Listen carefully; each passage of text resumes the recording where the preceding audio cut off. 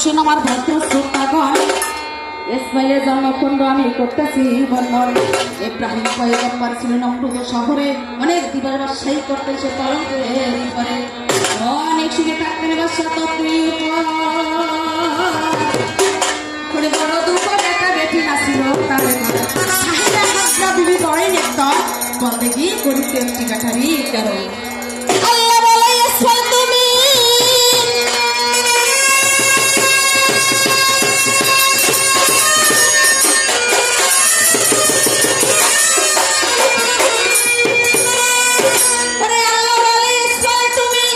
ওরে